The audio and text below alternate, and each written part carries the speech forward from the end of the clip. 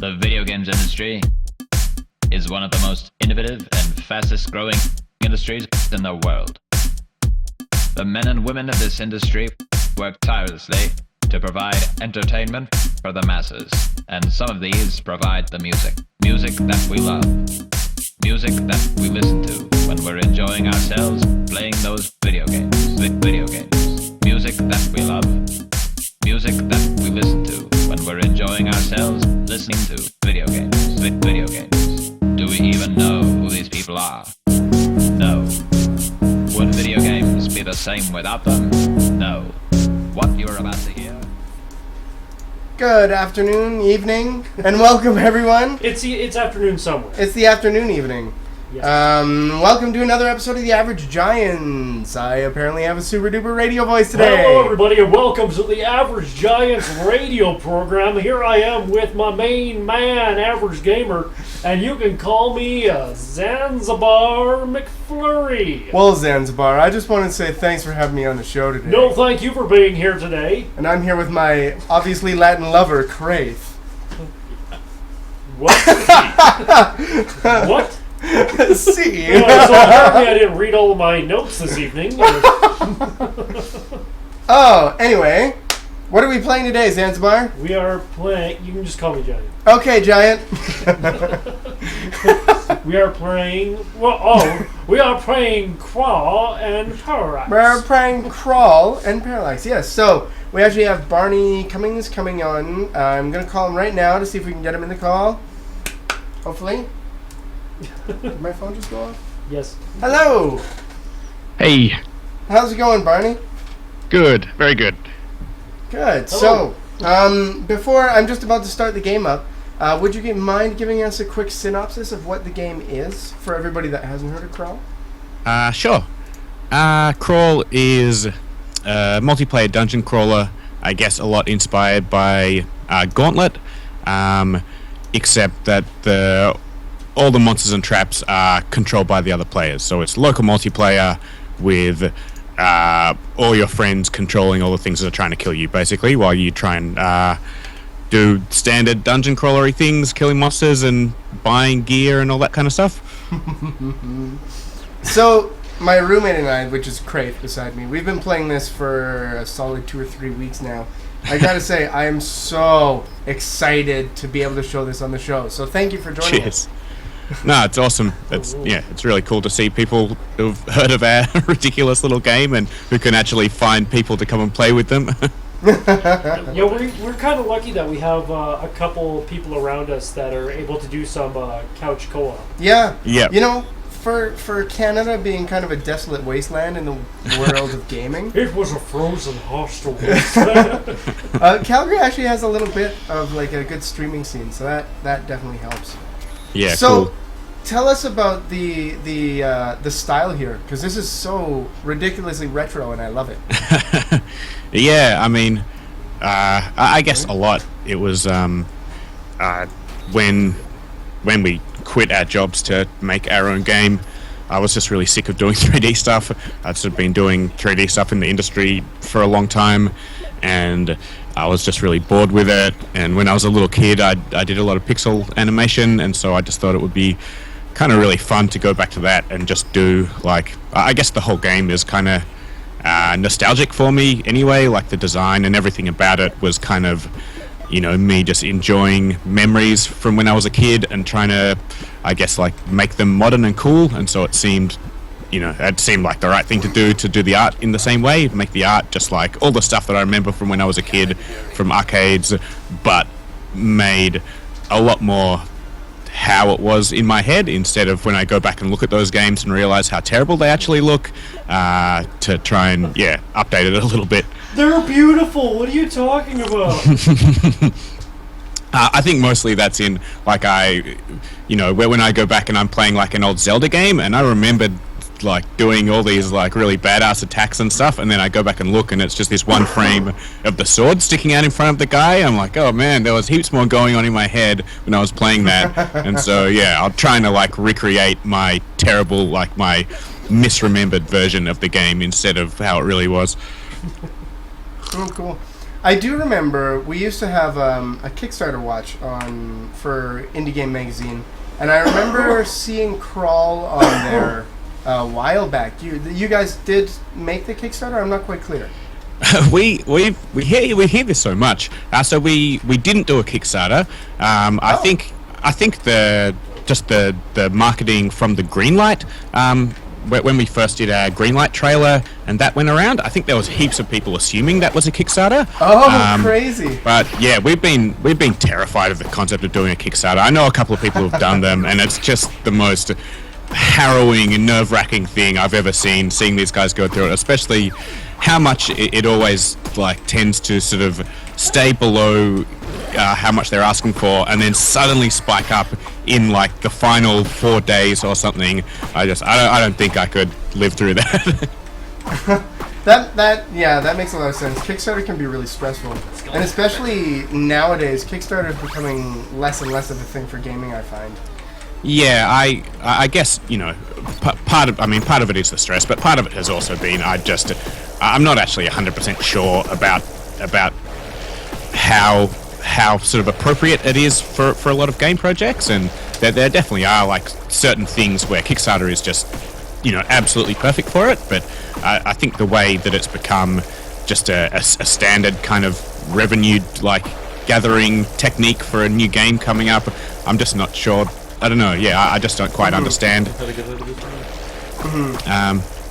But so yeah, we had we had some savings from working in the industry, making sort of terrible games for publishers for the last 5 or 6 or 7 years or something before Crawl. So yeah, we made sure we could just fund ourselves to I'm living in my mum's garage and Dave is living really cheap, and we're just trying to live as cheap as we can and not burn through our savings too quick to see if we can get this done.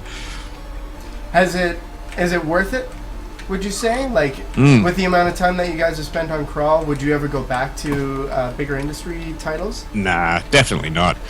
There's so many different sort of areas where it's just better, and basically it's everything.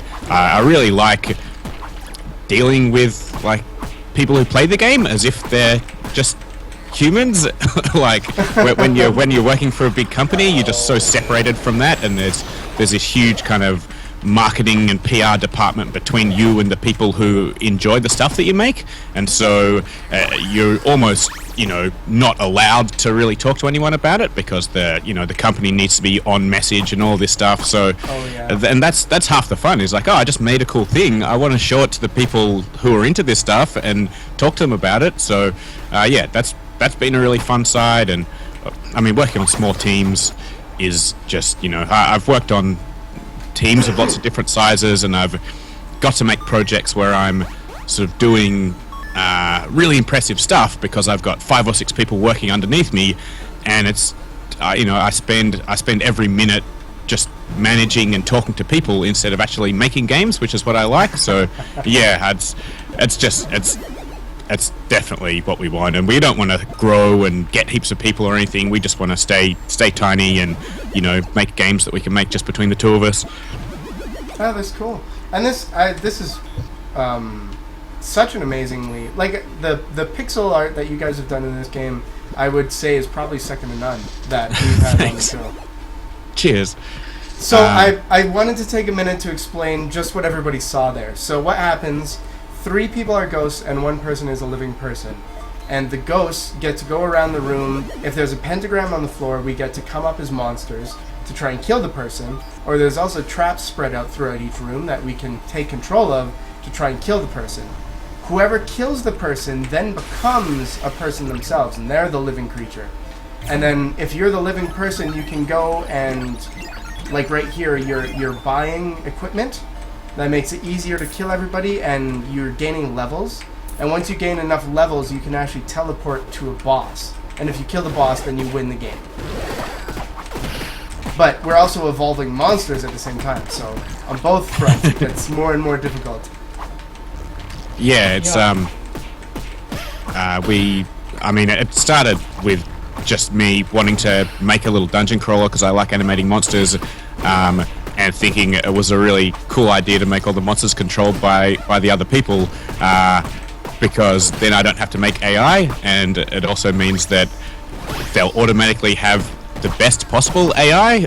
So yeah, and that just ended up being really silly. Like even when things were unbalanced, it was just fun anyway because people were like screwing each other over. So yeah, we were like, oh man, this is awesome. You just get all this free fun, and it's sort of the times when things actually get really unbalanced is kind of extra fun. Like I think that ends up even better because I mean, I think maybe if it was online, that would get frustrating. But if it's your friends who are like teaming up on you and they're getting too powerful for you, that's generally kind of funny instead of just frustrating. Yeah, and that's very well put. Like, this game is so ridiculously fun to play with friends. It's not frustrating because you can just, turn around and punch a guy in the face. Yeah.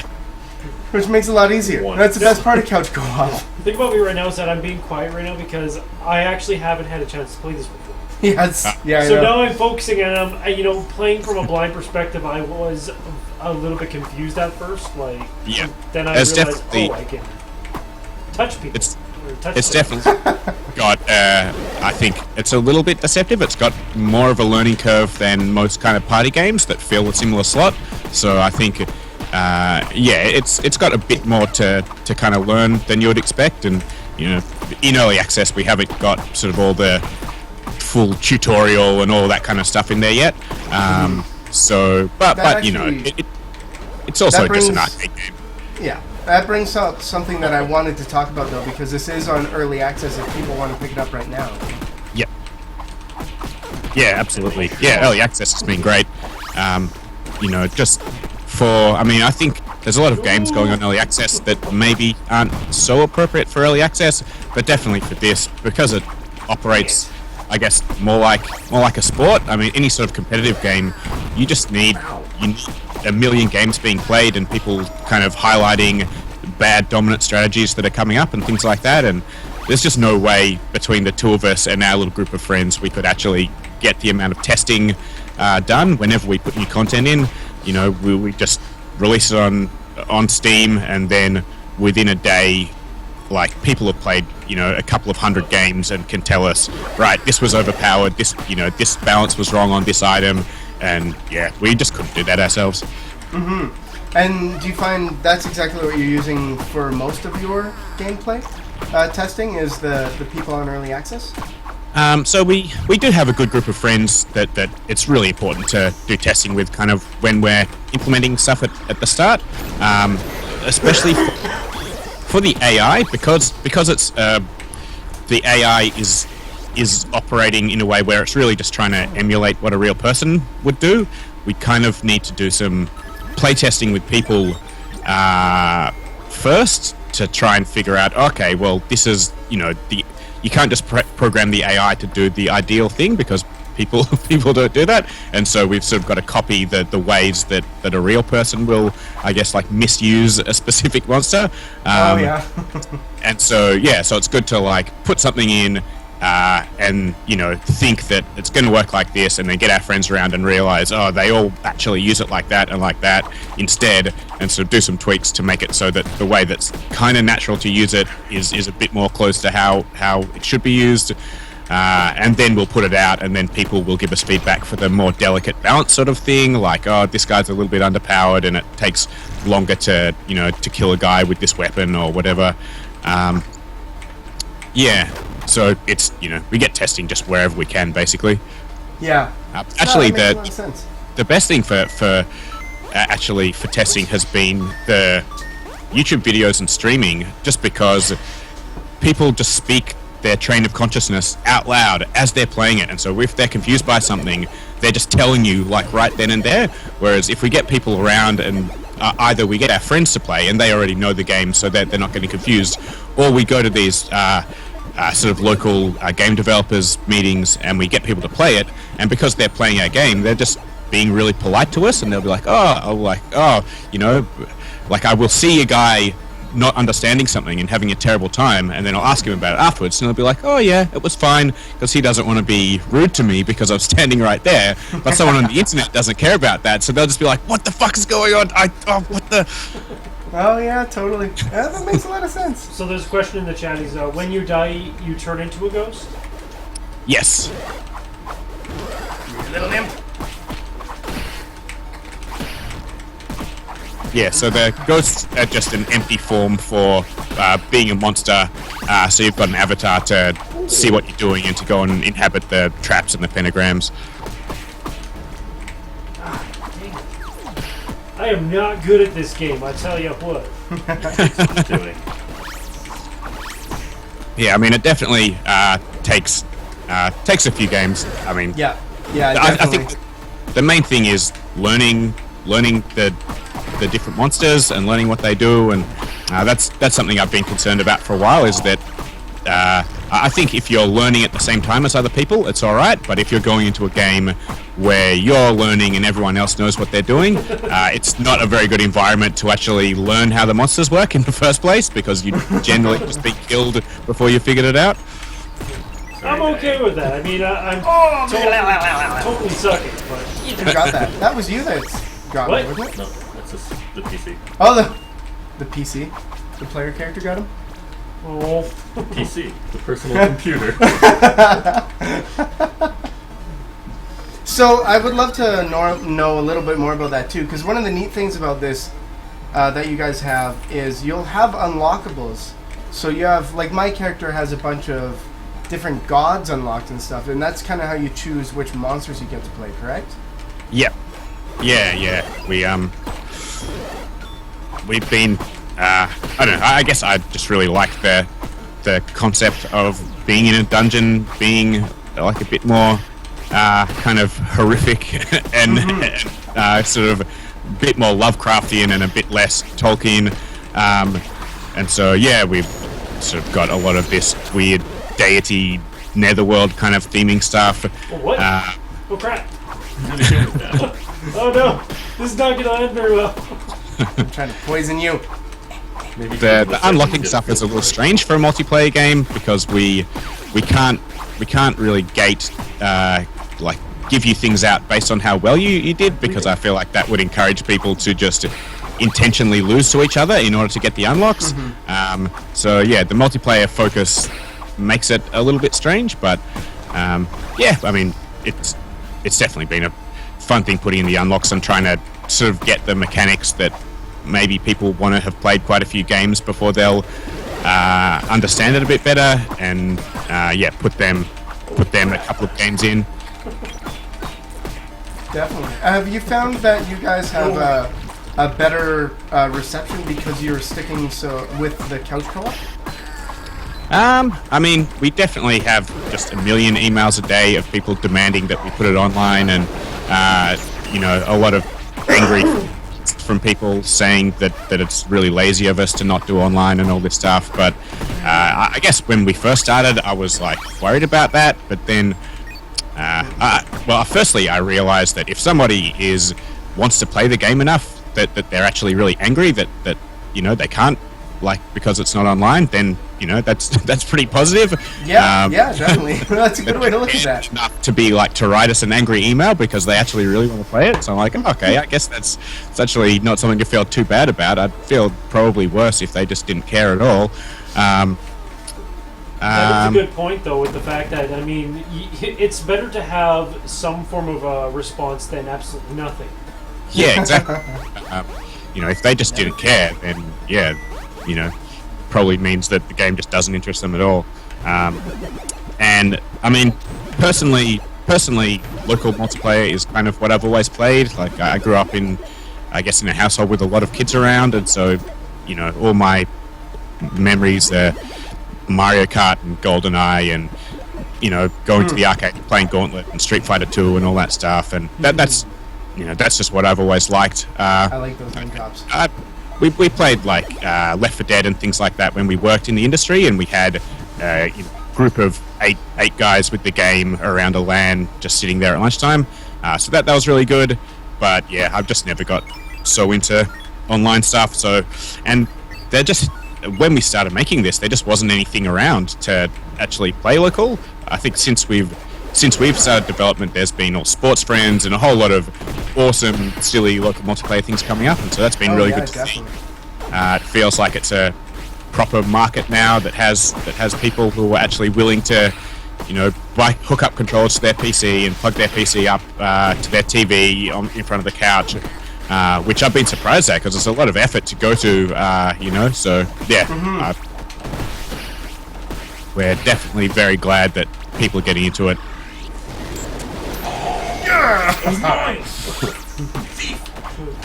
It's very hard to try and do the proper commentary on this game too, just because when it comes to both it gets local pretty co-op, intense. it's just like we've had a couple games like this where it's like you want to talk, but it's not really going to work out that way. Yeah. Whew. So how long has the game been in development for? We quit our jobs pretty much 2 years ago, and we probably spent the first 6 months of that just prototyping different things and messing around and setting up the company and doing boring admin things and stuff. And so it's probably been about a year and a half since we went full-time on Crawl. Amazing. Oh, come on. So what has been the most difficult obstacle while making this game to overcome?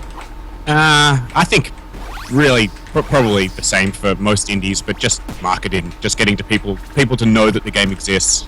It's so hard when you don't have a budget and you don't have you don't have built up relationships with games journalists and websites over years that publishers have, and and it's when you're sort of trying to do things to get coverage or to get people to know about the game, you're very often just firing things off and not hearing any response, and you kind of don't know if it's being successful or not, if people are hearing you and they just haven't got back to you, or so yeah, the company is just two of us, and neither of us got into this because we liked marketing. We both got into it because we liked making games. So yeah, it's really hard to try and learn that side of things at the same time as trying to make a good game. Yeah. I mean, it's been the YouTube and streaming thing has been an awesome thing to see. Kind of seeing so much, I guess, power to spread information in the hands of people who just love playing games. That's been really cool, but it's also really confusing, and nobody really knows, how to make the best use of it at the moment. It's interesting, kind of trying to find the world. A lot of developers tell us how much difficulty they have trying to find streamers or YouTubers to actually play their games too. Yeah. I mean, it's. I think we've definitely Crawl has some benefits of if you do have people to play local with, then it's a pretty fun, silly sort of thing because you get to see the people kind of going after each other and screwing each other over. But it's also quite a minority of people who are streaming with a bunch of other people to play with. But yeah, I mean, the whole that's something that we really I still feel like I have absolutely no understanding of, and I'm just kind of trying to keep my eyes open and learn. Really, I know how you feel. yeah. Whoa. But we've got some friends. I got really exposed to this streaming stuff by some friends, some local guys who were streamers, who were having a party and playing some Crawl, and I sort of discovered, I was just watching the stream, I was like, oh cool, I'll watch them play the game, and then I realized, oh, these guys are actually 5 minutes from my house, maybe I should just go there instead of watching this online. Oh, cool. Yeah, I went around and had a great time, and ever since then, that was the first time I'd really paid too much attention to streaming. Before that, I watched a little bit of competitive Binding of Isaac, which was pretty hilarious. But Yep. yeah, that really got me excited about it. I was like, oh man, this is kind of a lot more fun than watching really kind of serious, composed thinking on a game, and it's a lot more. It shows you the game a lot more, and it's kind of cool just having a stream on and having the feeling like you've just got a bunch of people hanging out with you playing games. Boss time. It is boss time. Do we get to do anything during the boss? Yes. Yeah, you guys get to be parts of the boss. Oh, Like a head or an arm. Yeah, the ghosts all control the boss together. Yeah. Which is a really neat idea. Oh, shoot. No! Oh, freaking bubbles! oh So- yeah. Oh yeah. How do you what guys doing? get Oh, no. difficulty on the boss at the moment? Oh, that's me having difficulty on the boss. So much Yeah. difficulty. You got Oh, 50% of people telling us it's way too hard, and 50% of people telling us it's way too easy. So Oh, I think that's about right, but yeah, it's definitely a point of contention. Oh, no matter what you do, there will always be people that will find your game too easy. yep. Yeah. Oh, always. There is Yeah. just there's no winning that. Well, I do really want to. Once we sort of get close to completion and we've got some time to add final little details, I do really want to add some options for those people where you can opt in a game to self-handicap and kind of to get items and to trigger things that will handicap you and that will give you a harder challenge. So that because I like the idea that a really experienced player can play crawl against a beginner and they can just go in there and kind of trigger these events to make things harder for themselves to even the score, and probably the reward for that will just be some special little victory dance animations on the windscreen or something like that. Yeah. God, I love this game. Hello, chat. I haven't even had a chance. Yeah. Have you had a chance? Let's read the chat a little bit. Okay, so let's scroll up a little bit. Oh, yeah. Not when there's... I don't know. Okay, Archmar says couch multiplayer is almost revolutionary these days. Yeah. Major McDoom says, is the Dusty Gray style part of the game or is it just part of the stream? The game is pretty dull colored. I definitely wanted it to be just like gross and dank in the dungeon instead of being all kind of glittery and sparkly like a lot of fantasy games. So yeah, the dank is intentional. I'm sorry to say. No, Dank mode, I like the that. dank. It gives me such nostalgia for like old school arcade games. Just even like the player select, how it's in 4 different screens. Yeah. I need 50 before I can. One thing that I really like is if you're a ghost for too long, you evolve everything really high. If you're a human for too long, you get more items, but I find the ghosts outrank the humans. Is that purposeful, or is that just Yeah. you being bad?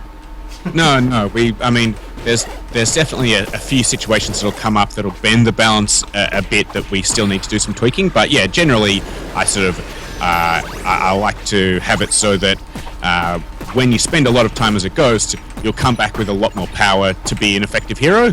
And as you're spending time as the hero, you're kind of upgrading everybody else's monsters so that you don't get one hero who just gets really, really powerful and leaves all the monsters behind. And if anything, he'll drag the monsters up kind of ahead of him to be more and more challenging. But yeah, there's definitely a lot of strange challenges to balancing that for 4 players, trying to make it so that if someone's new to it or they're lagging behind, they still have a chance, but then you're not, I don't like those kind of rubber banding mechanics like you get in Mario Kart and things where you'll just start giving the last player a lot of lightning bolts and things like that. So trying to make a system that still allows them a chance that kind of naturally equalizes without just giving special bonuses to people who are behind. It's been really tough to challenge to balance actually. Oh, you're poisoned. You guys have done an amazing job. Somebody says in the chat we need more smack talk. It's so hard.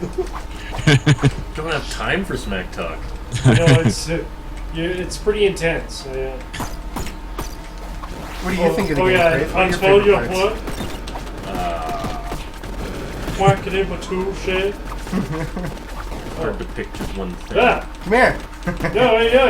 I don't even know what I'm doing. What am I doing? What if I do this? Then you can't leave. Can't leave if you. Oh yeah, you have to get the red crystals. Oh, now I'm told. Oh yeah, here we go. See, Oh, are you finally Fraser human Doom again? Also says, Shut up. and the animations in this game are so fluid, it works well. Jeez. And Why can't I read? Archmar says it 'Cause makes there's me all the happy groups. to hear you speak all the positively groups. about Let's Players. Yeah. Ectoplasm. No, the Let's Play thing has been really awesome to see. I really like how Stop it with the traps! unregulated it is all of a sudden. Like it felt like everything was very controlled, and there was all these really regulated ways of getting information out to people. And then all the YouTube stuff came off, and suddenly all the bets are off, and it's all it's all in the hands of people who are just like really fun and enthusiastic, and they're not like corporate dudes who know how to do anything with all this power, and it's been just really hilarious and awesome. And it's like, yeah, good, game like control of kind of games marketing in the hands of people who just love playing games. That's perfect. There was the movement last year that basically made Let's Players slightly more legitimate when all these developers started basically granting people rights to do Let's Plays and for monetization, and that was incredibly helpful to the cause. Yeah, definitely. It is something that there's definitely a lot of talk about. Yeah, it's hard to know exactly where the line sort of is in terms of a lot of the legal stuff, in how much you're showing somebody else's product, and some people are talking about it as if it's like streaming someone else's movie, but it's sort of very different. But it is very hard to know exactly where the line the line is drawn in terms of copyright infringement and all that stuff. And hearing Nintendo go kind of crazy about I guess not quite getting the whole thing and being worried about the way their games are being represented. And I mean, yeah, I can't see it as anything other than just good for games and good for gamers as well. Nintendo still thinks that even after you purchase a game, they own all rights to it. Hey, let's not say the N word. Oh, sorry, I mean, down. Nintendo don't. I mean, I think the old model where pretty much games were bought exclusively on the upfront marketing, that was very much a competition of how much money the publisher had or the developers had just to spend in that upfront marketing. And then there was a situation where you didn't actually have to make the game content good, you just had to make the marketing good, because once people have already paid their money for the game, well, then you've already got the money, so it doesn't matter if they're not enjoying the experience. Whereas this model of people watching people play the actual game and then making their decision to buy it based on seeing it in action is much more encourages people to make the games good and not rely on that upfront marketing so much. So yeah, I think it'll be good for the content of games as well. Force people to make things that are exciting for people to watch. Yeah, definitely. Like the beginning of this Hydra fight. Oh, where am I going? I need a piece of this guy. On fire. Nice. So, one question I had about the Hydra when we were playing before. Who controls the movement? Is it a combination of everyone? Yeah, it's a combination of everybody. So if you can easily just choose one person to do it and let him do it and organize among yourselves to just have that one person doing it and have the other people kind of laying off pressing the directions when they're not targeting their attacks, or you can just all try and do it at the same time. It's intentionally just nice and silly and messy. We spend a long time playing around to try and find a balance where it would be like big and lumbering and kind of confusing, but you could still get to the targets to stop those wizards giving him the health. I like how the severed head can still do stuff. Yeah. Eat him. No, but I had him in the corner and I was breathing fire onto him. Nice. I don't know what this thing is. It looks amazing. I actually really enjoy squid thing. What? I really enjoy how difficult it is to get a win sometimes in this game. Yeah, we initially had a system where you would just keep on playing forever until the boss was beaten, and I felt like that just completely diminished the feeling of satisfaction when you did beat a boss, and it meant that we had to make the boss quite easy, or else the game would drag on for a really long time. So I quite like the system now where you can have a game and nobody beats the boss, and that's okay. And it means that when somebody does beat the boss, it's quite significant and it's quite exciting and there's a lot more tension. Whereas, the old system, we just felt like it just took a lot of the feeling of, it didn't feel like a real boss because we couldn't make it really difficult. So I'm pretty happy with the balance where a lot of the time nobody beats the boss, but just so that one game every now and then where someone beats it is really exciting when that happens. Definitely. That's I was gonna say, I was just looking at chat to see what other questions we have, but we really don't have many questions in chat. This is one of the first times I think it's nothing but compliments about how cool the game looks. So. Yeah, definitely. Oh, go on. Oh, okay. I was just gonna go on with some other questions. What is your favorite part of the game? I mean, my favorite part is animating monsters. I guess you could probably tell. I just really like, that. I think designing a project where I get to do every day, just draw monsters and animate them, is pretty much like my ultimate dream. Actually, in chat, we have people saying too about how the animations in this are incredible. It's so smooth. Yeah, thanks. No, it's been when I first started making it, I kind of expected the people to not really the art style because it's so low res. So yeah, it's been a big surprise to see how accepted it is. Like I think just these days with the bar so high for AAA games, I kind of expected people would just see this as really old-fashioned and outdated, but no, people, I think I kind of was underestimating people a lot, and especially like young people who I expected maybe they wouldn't like it because they didn't grow up with this in their childhood, and so they don't have that kind of nostalgia that I've got. But young people have been all over it; they're loving it as well. So yeah, it's cool. And yeah, no, I'd agree that, like I said, the pixel art in this is some of the best I think I've ever seen, and so I think that really lends to it, where it gives you kind of the retro nostalgia, but it's in an updated sense because the animations are extremely smooth, the gameplay itself is extremely smooth, really like responsive controls and everything too. Yeah, I definitely wanted to try and kind of get my memories of games and kind of use a lot of modern stuff to just update kind of what they could be, but still to feel like they fit in the same world as the old games I played when I was a kid. I mean, I just really like animating, so for me the low resolution is kind of a tool which lets me focus more on the movement and less on how long it takes me to draw every frame. Yeah.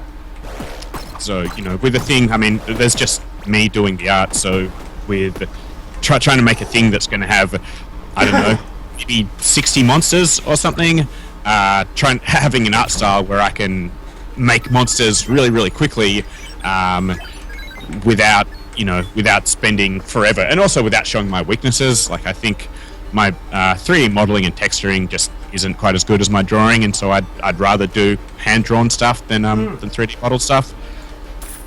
Oh, you've done a hell of a job. Yeah, I mean, minimalism at its finest. Definitely. Cheers. Well, one thing I really like about it is how much room there is for interpretation for the characters, and so when we get fan art or anything like that, it's really cool to see all the extra details that people have kind of added onto the characters in their mind while they're playing, that they, that ends up being pretty similar to what I was imagining as well, like in terms of the hero, the way he's dressed and having little pouches and things like that on him, and none of that has actually been drawn because it's all way too small to see. But then I'll see someone else do their imagining of the hero, and it'll have all very similar kind of gear to what I was imagining when I was drawing him. Final stage, by the way. The last attempt. So have you actually, I don't even know, did you beat all these bad guys so far? Have we? No, not yet. No. I've just been trying to figure out, like, I don't know if me being a tentacle has, defeated the alive person, or if the alive person has defeated us so far. So if the hero kills the boss, then that's it. That's game over, and he wins. Yeah, we haven't killed anybody yet. Because the game game will actually end now. That was rough. So this I will be don't the know third. who to root for right now. Am I supposed to be cheering on this swamp monster, or should I be cheering on the tentacle that I'm controlling? No. Oh, that sucks. Oh, that hurts. Oh, come on with the balls. Almost. Right? Nope. Nope. None for you, sir. None for you! Humanity stolen. That means I win, right? No. I win? Oh, Rock is unleashed. What? Look in the background. Oh no, he's Uh-oh. rather big now. Yeah, so that's if people fail to kill the boss 3 times in a row, the boss wins the match and he gets unleashed. And whatever hero was the third one to lose to him gets his profile deleted. What? Yeah, he gets consumed by the boss.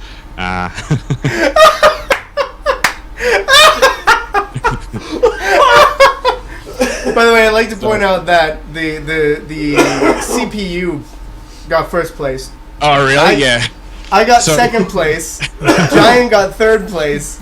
So that means that you can go home now. You're consumed. I am home. I live here. You know what? You can be. So Well, that's quite the interesting mechanic of. yeah, we've got Just- 16 minutes left, so I wouldn't mind trying another one. Yeah. I mean, I'm sure people don't mind watching more of this. Oh my God, you're gone! Oh my God, That's probably my favorite little detail. that's amazing. So Not for you, but for me. the stuff that we just upgraded and unlocked, is it back to square one? No, you'll keep your unlocks, but just that that character is gone. But the system still has all the content unlocked. I can't believe you're gone. Oh, you can see which monsters you get. I see. Yeah. Pretty amazing. That is pretty amazing. Plus monster plus health. Killer PG says it really makes you want to win. Yeah, or just not lose. Yeah. I wanted to make that. Yeah, that it's very important to not be last anymore. Yeah. Oh man, that's crazy. yeah, we wanted to make it a bit more significant, and I just really like things where it I feel like there's a feeling that layer of information of your profiles is kind of that's safe, that's outside the game world. So I kind of like the idea of the game kind of reaching out and messing with that stuff a bit. Oh, it's amazing. Oh, I get to be human. So I got a question. When I'm floating around as a little thingy, Yep. or as a ghost, what are those little like blob things that are on the outside of the screen? Those little blobs power up your ability to drop the slimes.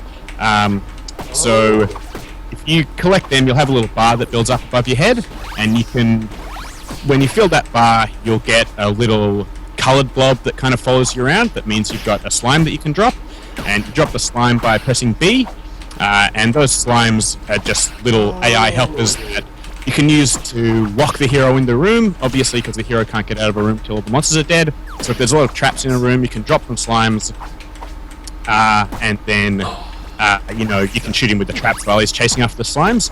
And so yeah, you'll see when there's a little colored blob kind of following around behind you. Yeah, and you can jump into slimes and inhabit them. But they're pretty poor monsters. I'm just a little catfish on the ground. Why would you kill me? Was there no PC this time? No, I took it out. Okay. Yeah, the 3-player game is solid. It's actually probably a lot better balanced than the 4-player game. The 4-player gets a bit hectic. Once the monsters get powerful, hero against 4 monsters can get a bit crazy. But I kind of like the craziness. But the 3-player game is definitely probably the most balanced. You can tell how everybody's a bit more used to the game now. Oh, I'm so Each glad. room takes a little bit longer, and people are having longer fights. Right, bro. Oh, gotcha. It's crazy That's how. seeing people have kind of pretty quickly figured out like good techniques for most of the monsters as well. I like how like each different god that you can choose as like a different play style for the monsters, but it affects your hero as well. Because like there's one god where you can come in when you're a human, you start with like a thieving knife and stuff like that. Yeah, we'd like to make a little bit more out of that down the line, but for the moment, we've got some kind of little starting make a bit of a difference to the way you play, but nothing huge. So one of the last questions I wanted to ask is, you guys were recently not in the gaming news about a new boss that you put in the game, which we haven't encountered, but I'd love to hear a little more about it if you don't mind telling us about it. Yeah.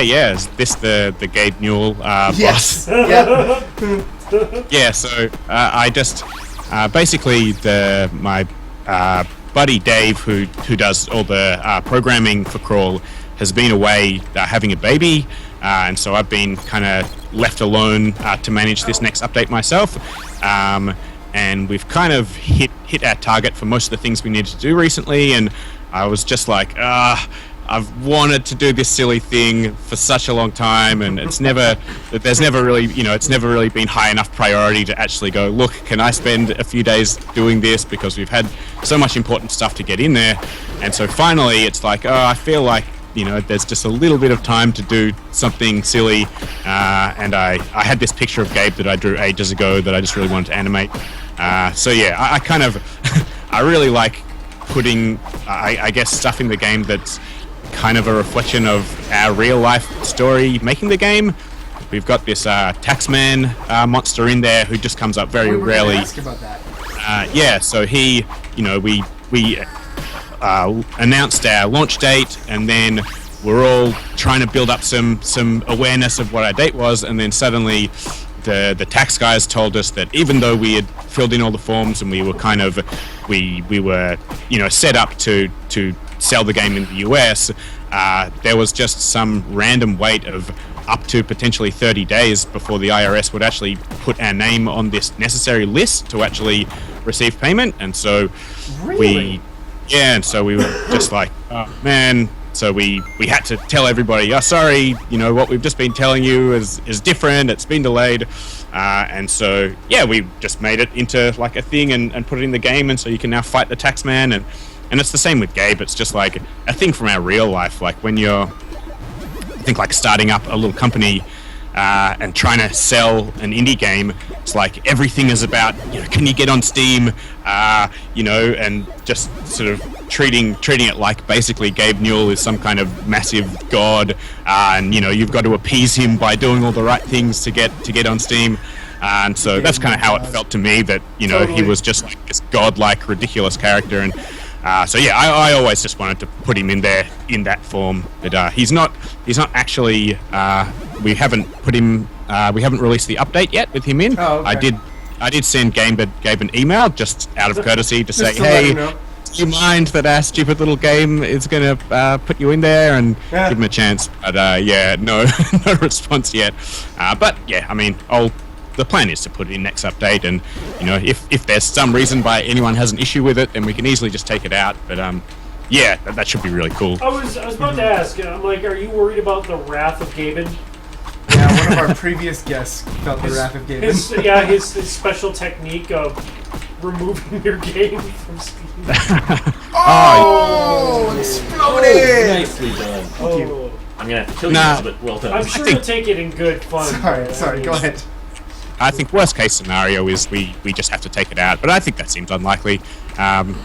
He's notoriously been pretty chilled out about stuff like this, and I don't think there's anything really derogatory about it or anything. I can keep killing those guys. I don't mind. Just a minute ago, someone had the vomiting sickness. Yep. I guess that's one of my favorite things in the game as well, with the little meat things where you can eat some meat to get health. There's just a chance it will make you sick, and you'll kind of sporadically vomit until the end of the next encounter. That's like just a tiny little thing that I think is like took me about 10 minutes to implement, but it was the coolest thing I put in ages. So little things that count.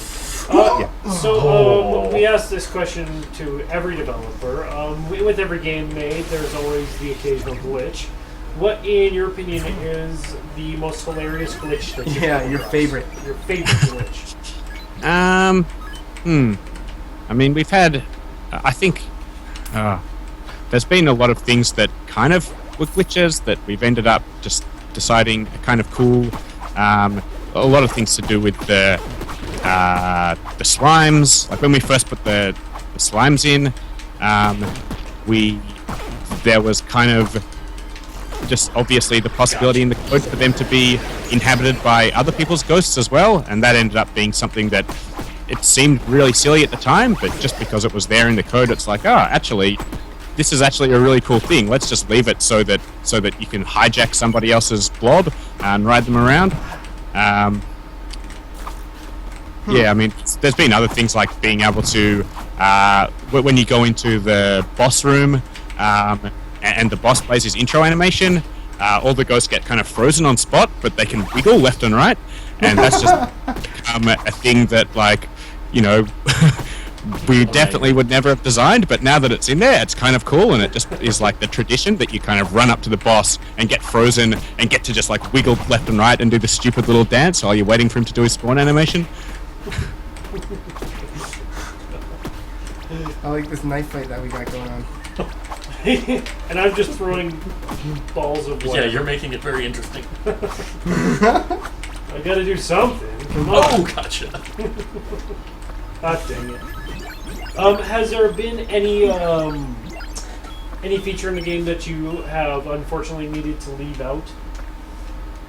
Yeah, I mean, basically there's 2,000 things that I want to add that, you know, are kind of on my list, and I know that I'm only going to be able to add, you know, about 10 or 20 of them before we kind of run out of time and have to call it done. And so it's just a constant process of deciding which ones will I be able to live without, and always feeling like, I can't live without any of them.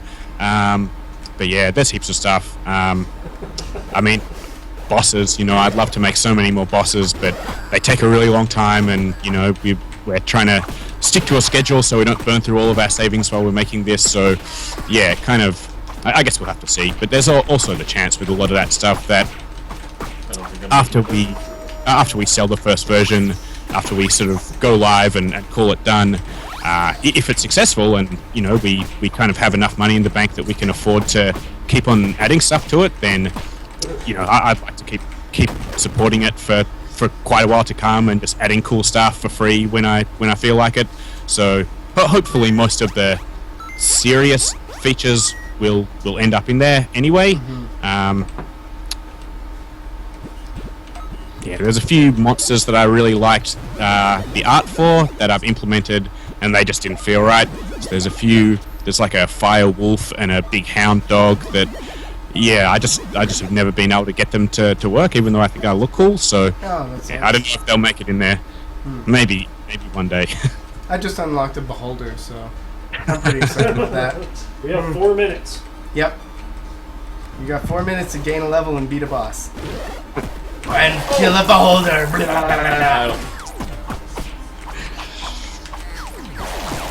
By beholder, of course, you mean a legally distinct eye beast. Yes, indeed. A non-descriptive dungeon thing. The generic monster thing. Ooh, so generic. I don't like this guy. We just walk into my crap. Ew, no.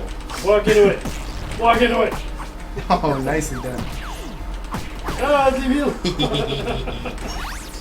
Dang it. Seriously.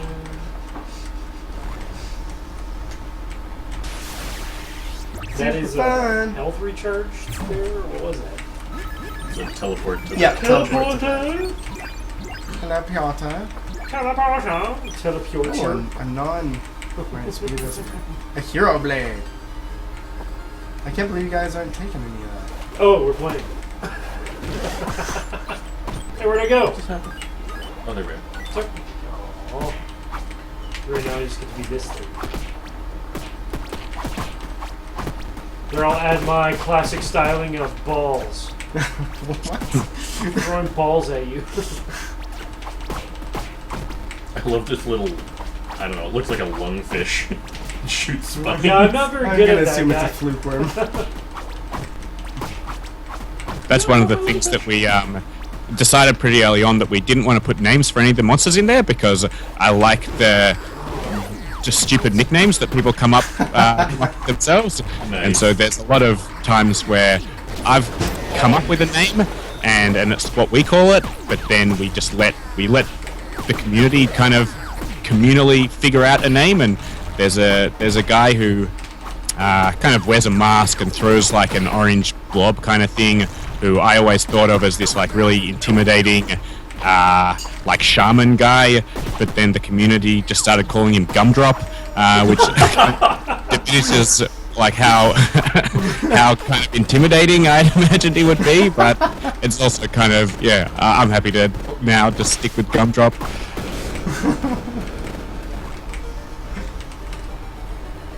That's always nice to leave everything up to the imagination of the user. Oh, Yeah. can you Because do you get it? some funny stuff. Yeah, Like how exactly. the doors show what's there if you know where to go. Here's a good question. Is this coming to consoles? Almost definitely. Almost definitely. Yeah. So we've still got a long way to go on the PC versions.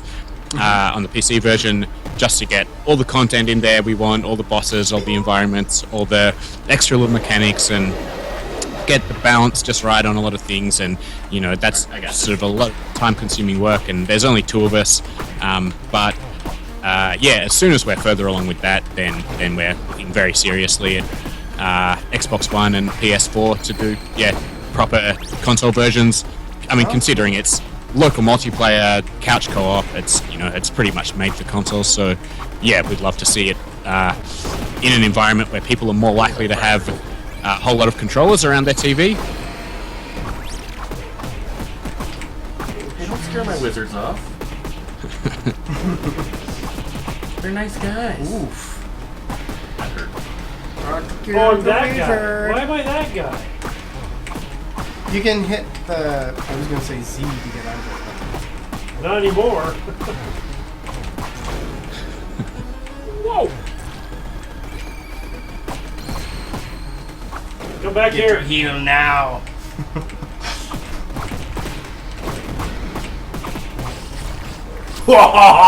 Oh, right on the dot. Oh, it was like All chewing right. on me. Right on the door. Oh, so close. So, unfortunately, that's all the time we have for our first guest. But I want to thank you again, Barney, for being on the show. No worries, it's been fun. I know you have a crazy time. Well, no, it's the afternoon for you right now, I hope, right? Midday. Okay, that's fine. That's good. I know you guys are. Being in Australia or New Zealand, it's absolutely great to be on the show with us. Yeah, Being in that's Ireland, England, Croatia. Croatia, Those are the hard South ones to Africa. schedule. Yeah. I just want to say thank you for being on the show, and I hope when you guys have major updates or when you're launching, we'd love to have you back on the show to show this off, because I love this game to pieces. It's very fun. Awesome. It's a blast. Yeah, So well, my happy to- first try at this game, the learning curve, it actually is fairly nice, because at first I had no idea. I thought I was being a ghost. I was like trying to attack with just a Yep. ghost. Then I realized once I realized that how everything worked, I got better and better. So it's hard at first until you figure out what you need to do, and then it's just a matter of smashing things. And if you guys want to check it out, it's on Steam Early Access right now. I think they can go pick it up right now if they want to. And there will be links in the description once There this you go. hits the tubes. Yeah. Awesome. Alrighty. Stay tuned, guys. We have another amazing game coming up in just a couple minutes. And until then, I guess we'll talk to you in a few. All right. Cool. All right. I saw your Steam. Yep, sure did. Do-do-do-do-do. Boop. That's an awesome game.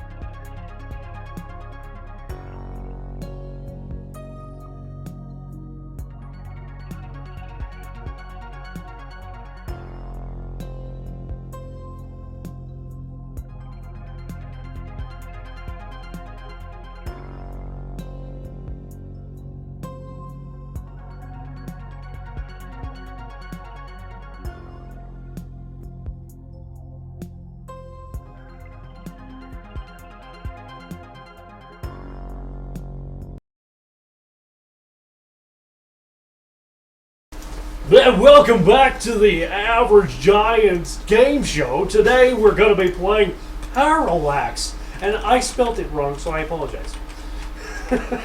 Oh, you did? Oh, you did 1L? I only put 1L. I'm so sorry. And we're going to get... Major McDoom has been in the chat commenting with everybody on our first... Major McDoom. On Crawl. So we'll ask him about Crawl too, but I'm going to get him in Skype call right now, hopefully. And he just had Skype open up, and he has no idea why, because... Hello? So far. Hello! Hello. How's it going? Good, how are you? Good. So how do I pronounce your name correctly? Just Z? Yeah, Z is fine. Oh, that's cool. It's McDoom. It's McDoom. Yeah, it's Major McDoom, obviously. Major McDoom. So, we're going to be playing Parallax. Would you mind giving us a quick synopsis before we jump into it, Z? Yeah, sure. It's a first-person puzzle platformer, which takes place between two overlapping spatial dimensions. And there's one white world and there's one black world, and there's these interdimensional rifts that you use to go between these worlds. And your goal is to get to the exit of each level.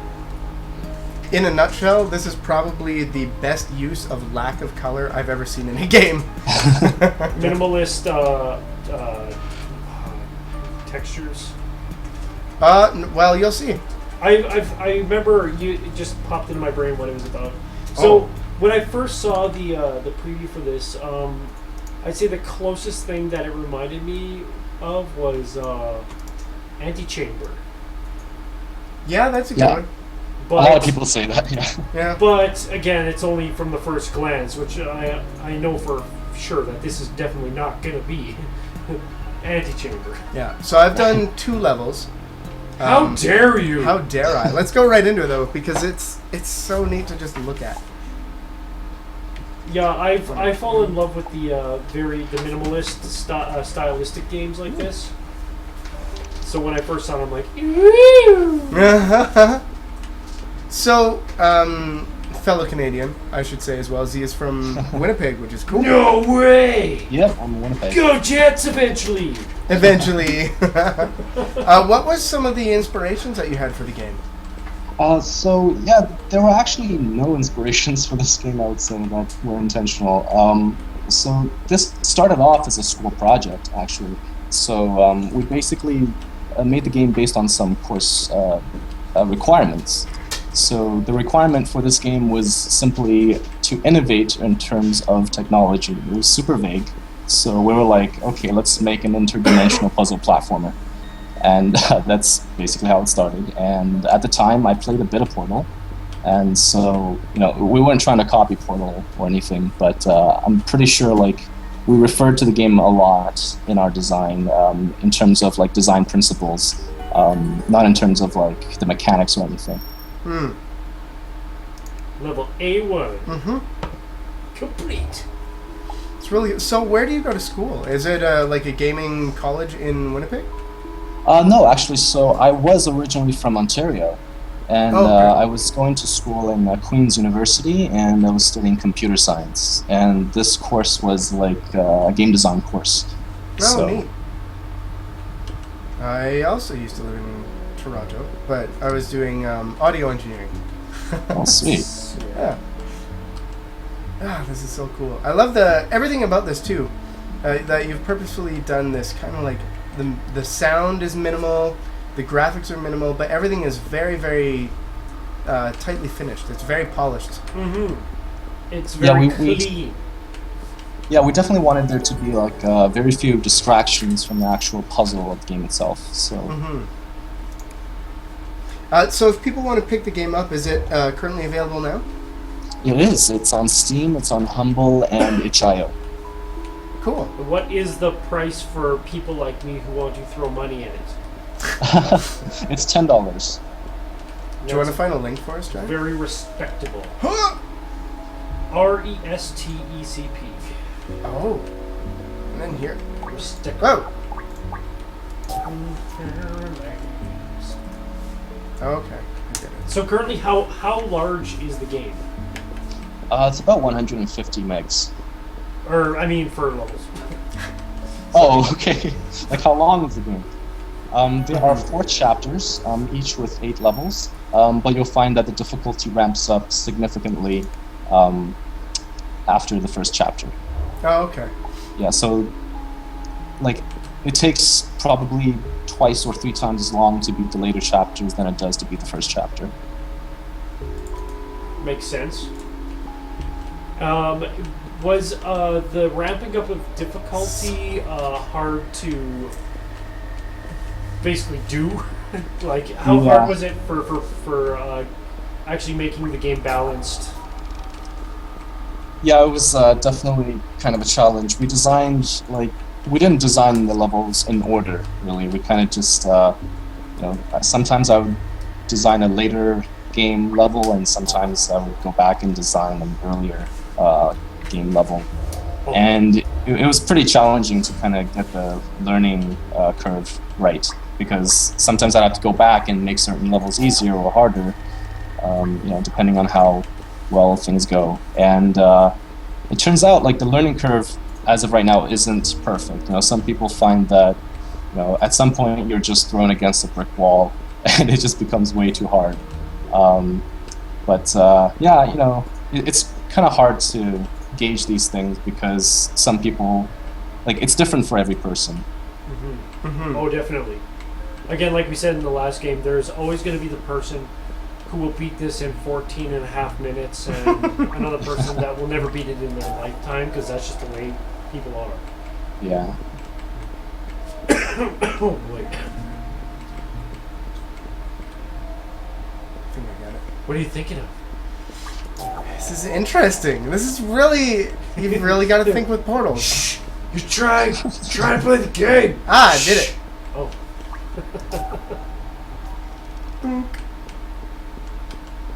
So how long was this game in development? So the game started development in 2011, but from 2011 till now, we've been on hiatus for 2 or 3 of those years. And the game as it is right now was pretty much remade in the last 6 months. So yeah, it's kind of hard to answer that question with a precise number. How'd you get 6 out of 4 actions? I did too many actions. Yeah. You did too many actions? Yeah. Because if I press this, then that's going to be one action of switching these. Oh, I get it. So basically the par is 4? Mm-hmm. Yes. Oh, okay. Now I went over par. Thanks for pointing that out. Sorry, I just was just I thought there was a maximum you could do, or it was objectives, and you could get, you had to do 4 objectives, but instead you managed to do 2 extra objectives. Because that's the way you like it. What do you think I Always am, make Killer it PG? harder for yourself. What are you doing, man? I don't know yet. God, I love how this looks. The style is amazing. If somebody was truly devoted to this game, they could totally get tattoos of this. Yeah, somebody actually told me to make trading cards for this game. For this game, that would be kind of cool. Steam trading cards, or a physical? Yeah, Steam trading cards. I have no idea how I would go about designing trading cards for this game, though. Just take a screenshot and put it onto a card. That's good. Again, minimalism. Just have 1, 2, 3. Minimalism. You have 1 trading card. Oh, totally did that one. You are a winner. Oh, I thought you were gonna. Man, that is weird looking. Beep, boop, boop, boop, boop. Cool. You only needed 2 actions Holy to... cow. I've got to retry it now. So, so are you already finding people doing speedruns of the game? Oh yeah, on day 1 there were people doing speedruns. And they actually found quite a few glitches and exploits in the game, such that, this game usually takes people 5 to 10 hours to complete. But this guy beat it in 24 minutes because he found this trick that lets him jump around the rifts. Oh, that's annoying. Yeah. So for something like that, do you patch it to remove it, or do you just let it happen? So what happened was I actually did patch it in the original, in the official version of the game. But what I did was I added a speedrunner option to let these people reintroduce the patch, the bug back into the game so that they can do these speedruns. So I kept the speedrunners happy, but that glitch is no longer in the game for the rest of the players. And you can't get achievements with speedrunner mode on. So. That makes sense. That's kind of neat. And is there a global leaderboard? There isn't, actually. I never really wanted to kind of create like a competitive sort of thing for this game. It's not really about that. It's kind of about solving the puzzles, right? Not about how fast you can do it or anything. The different ways that you can do them in as well, I guess. Yeah. Because there seems to be a lot of different ways. Actually, there's, I would say, 1 to 2 possible solutions for each level, but you can do a lot of redundant moves. Yes, that definitely can happen. Has there been any plays of the game that have like surprised you and like how did they do that kind of sense? Besides, you're just thinking "See No Evil," aren't you? No, I have seen a lot of like bugs and glitches though, which I was quick to patch up as soon as I saw them.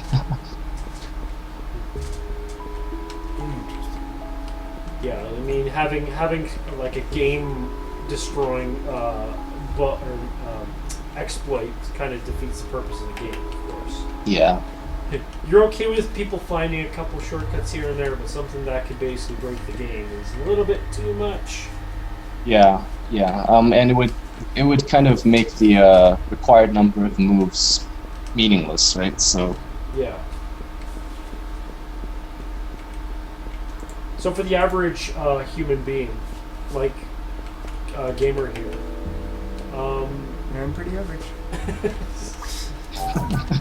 How many times does it usually take the average person to find the par actions in each level?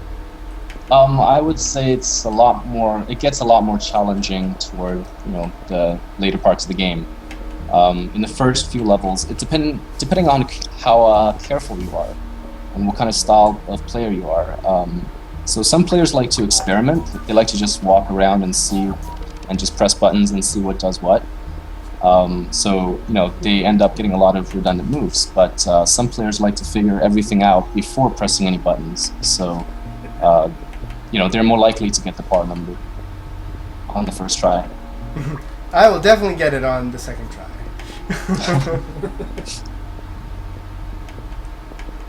Ah! Luckily there's no fall damage.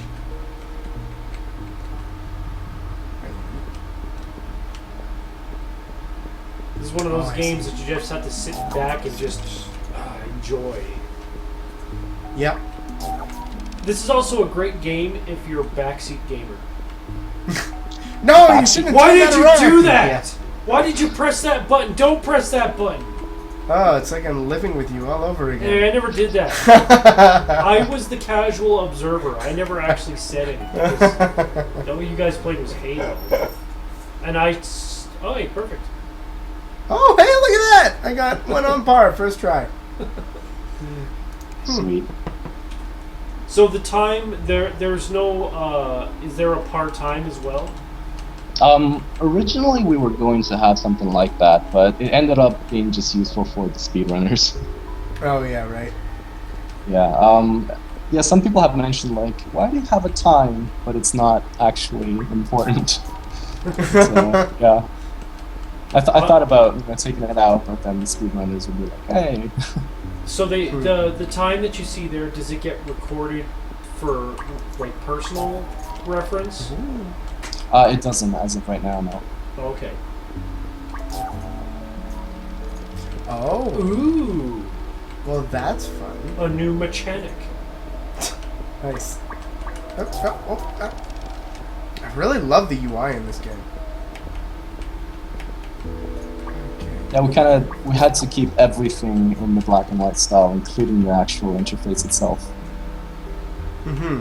and we decided like not to put anything in the actual heads-up display while you're playing the level, just to keep it free of distractions. Oops. Okay, I got this one. Here. This one. You could totally take this game and turn it into like a, I don't know, something along the lines of like Mirror's Edge, if you really wanted to. Yeah. The Add sequel to more. Parallax Edge. Yeah. Simple as black and white. That's chapter A. Nice. 7 and 5. That wasn't bad. New chapter unlocked. Oh, I love this. So Who did the audio? Who did the soundtrack? Oh, it's a guy from Australia called Nathan Anthony. He's a freelance musician. Oh wow, he's really good. Yeah, I like the ambience. Mm-hmm. Oh darn. It happens. Oh, I see. Oh, this should be fun. Woo! Oh my. Yeah, so each chapter introduces a new kind of mechanic that you can play with. That's cool. I really. What was I gonna say? How did you guys come up with the different mechanics and stuff that you have in the game? So they were mostly motivated by like how to make more interesting puzzles. So the boosters we added because we wanted to introduce like one-way travel. To make it so that it's not as simple as just walking here and walking back. And then later on we added things like lasers and gravity, just to kind of mess with the player a bit more. Oh, good. It's always good to add lasers and gravity. Yeah. Always good to mess with the players. That reminds me of Three Drunk Men with Vanish. Vanish. The horror game Vanish, where they add things just to mess with Just your to head. troll you. Yep. Yeah, that's their motivation. They'll add little things here and there to make you think that it's trying to help you, when in reality, it was just there to confuse you. That's how it is. Now they're on That's how it the goes. No big whoop. Shoot.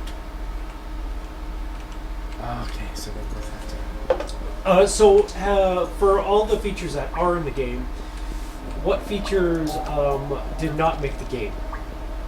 Oh, so at the last minute I decided to cut out this one feature called phase tiles, and these tiles are basically tiles that exist in one dimension or the other, and they can toggle.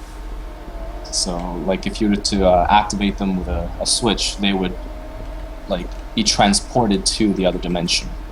Oh. And so there were a lot of like timing puzzles and stuff like that. But we decided that there were lots of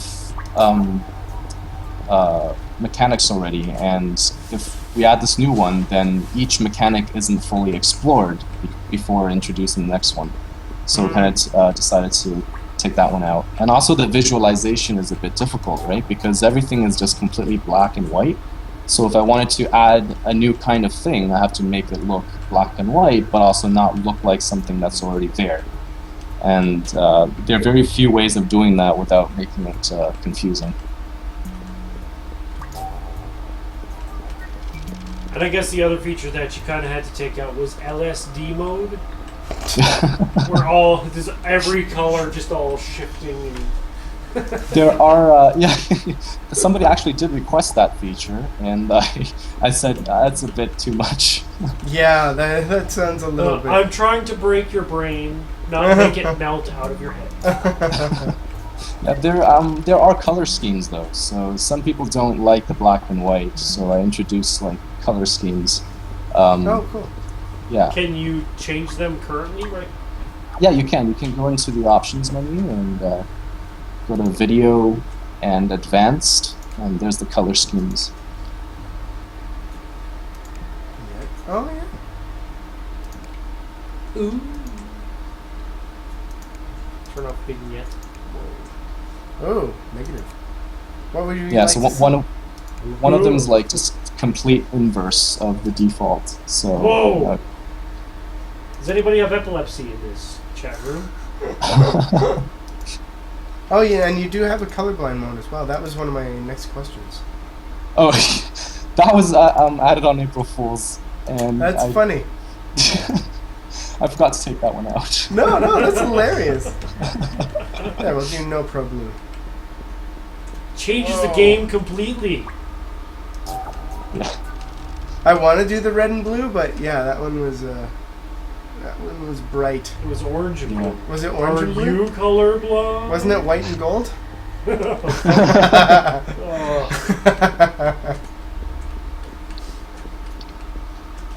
Okay. You look so pale now. So do you. I even bought a 25-watt bulb for that. Yin Yamina says, "Yikes, the blue and red one." Okay, so we gotta switch. Oh, how foolish of me. Killer Peachy says, "Make the cards the same as the achievements for the picture Oh, for the darn. trading cards." Dang. Ah. And now we're back to the beginning. Snap.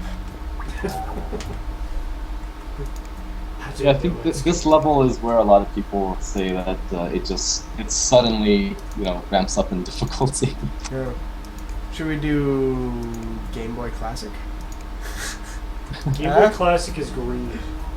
That's pretty Game Boy Classic. That's like Game & Watch Gallery. All right, fine. We're doing Game & Watch Gallery. Happy?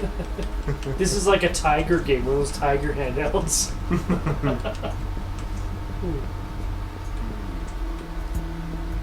It was way too bright for my eyes, lol. Couldn't keep my eyes open, lol.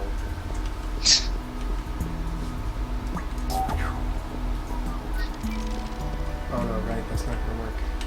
Does the music change depending on the actions you do? No, it doesn't.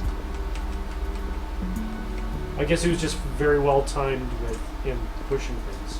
Yeah, I guess. At one point, we did consider like procedurally generated music, so we're crazy. like, yeah, making all the different wires and the different platforms emit a specific frequency, and it would all like play in tune, and it was pretty crazy.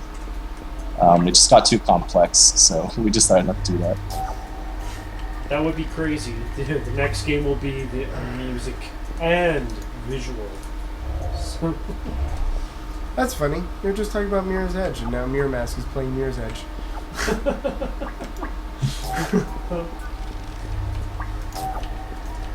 No, that's not what I want either. oh, what's the game that was all music based? Fract. Fract OSC. Fract. That was an interesting one. This is a little bit like that, A actually. little bit fracty. Mm-hmm. Oh, that's not what I want either. So remember, there's a switch on the outside as well that you can make use of. Mm-hmm.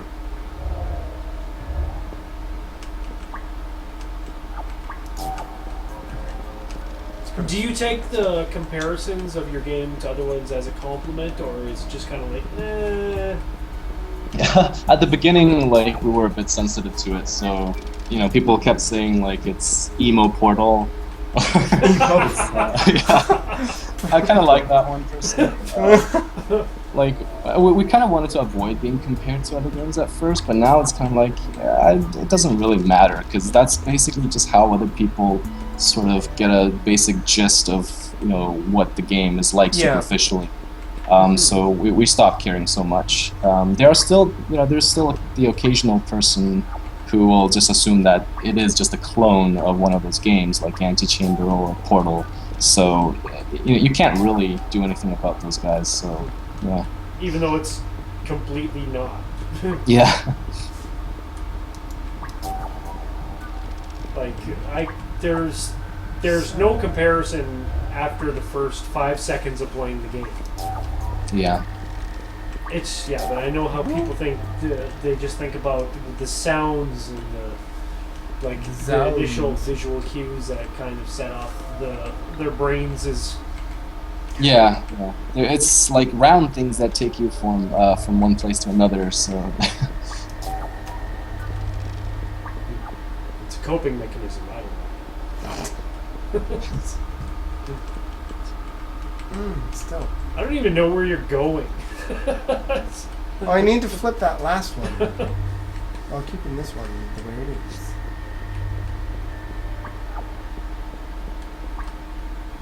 I need these. No, two because then that opposite. closes it, doesn't it? Then that closes the middle line.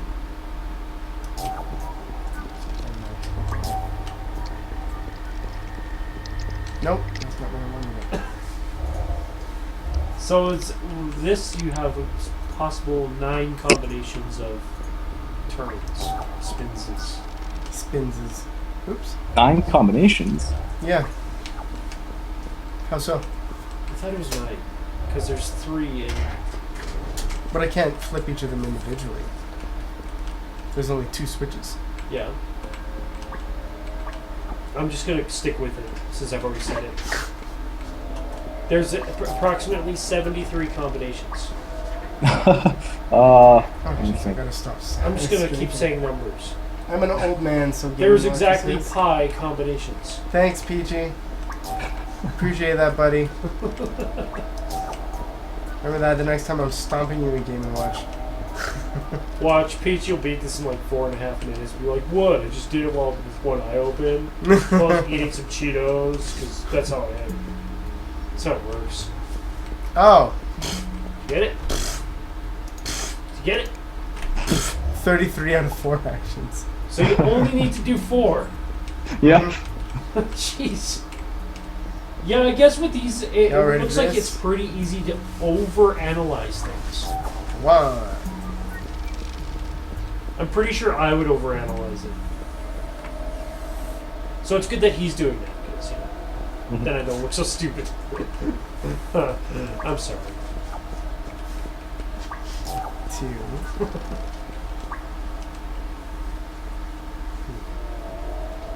Archer Mark can see clearly now. I don't get it either. What? You know what you're talking about. Me neither. Just says Archer Mark says I can see clearly now. With a smiley face with its eyes closed in an X shape. So has there been any, what was the hardest obstacle in creating this game? I would say it's designing the levels themselves. Because once you have the art style, you make the models, you make the pieces, and you don't really have to revisit them too much. But it's really about making the puzzles interesting and difficult without being too difficult and without being too simple. And it's just this is my first game that I've ever made, so it's I've never made a puzzle game, let alone an actual full video game. So yeah, that was pretty challenging.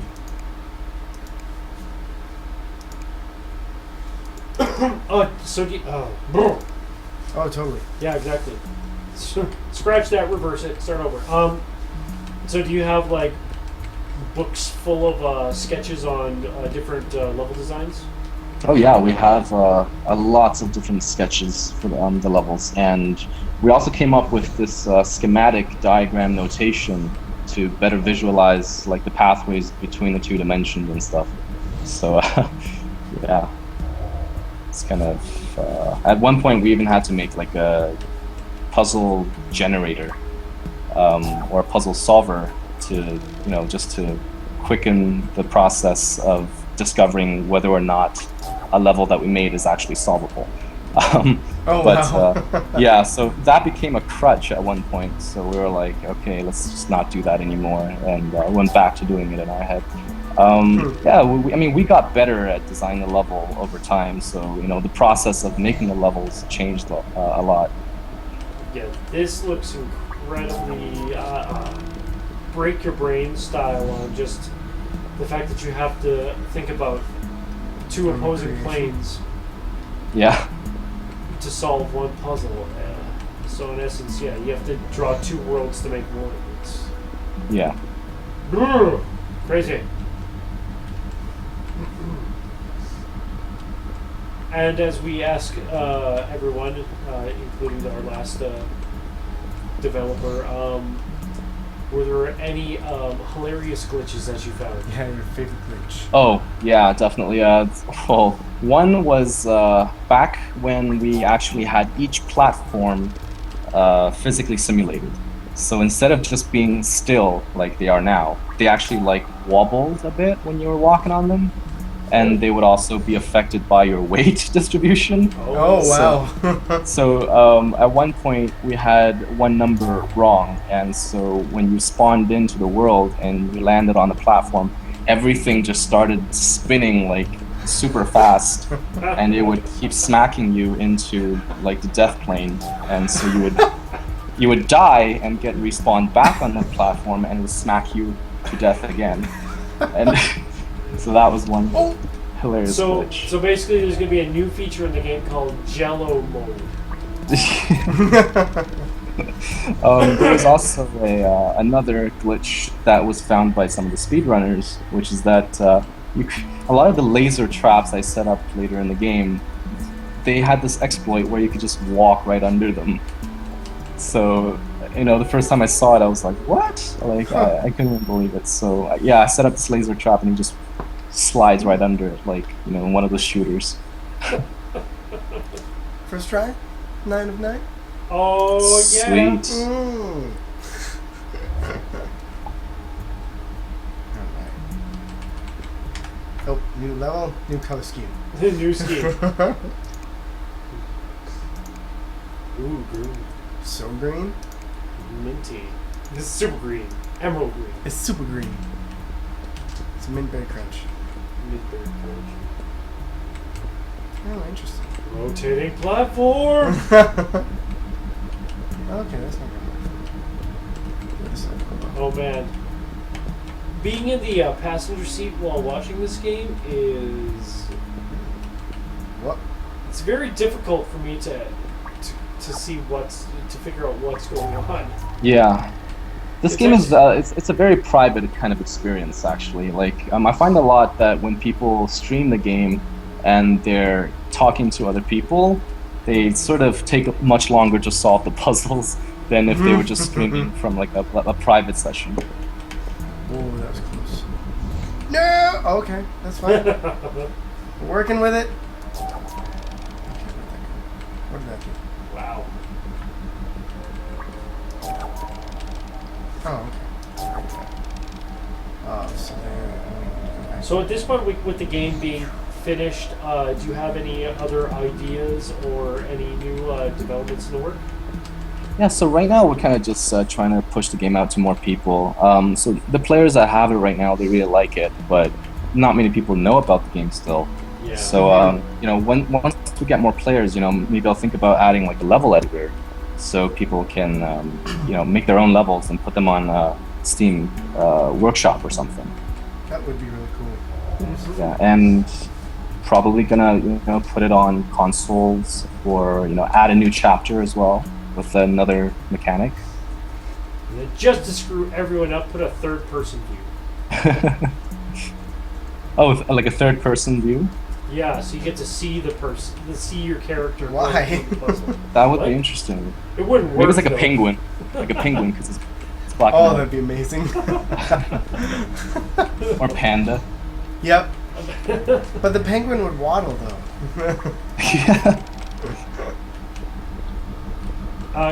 Do a collaboration with Big Hero 6. So you can just have a white air-filled dude. Or like the Michelin Man or something like that. You could totally get some sponsorships going in this game. Yep. By the way, I'm full of crap, so That's expect fine. Maybe you can get get Oreo to sponsor us. Yeah! Totally. Some people have called this game an Oreo simulator. Really? Yeah.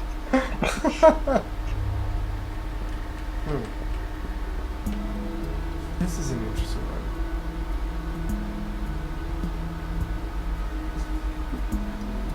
Oh, the music. I feel like I'm on a carousel. So relaxing. Right? Ambience and just... Maybe that's why it reminds me a little bit of Fract.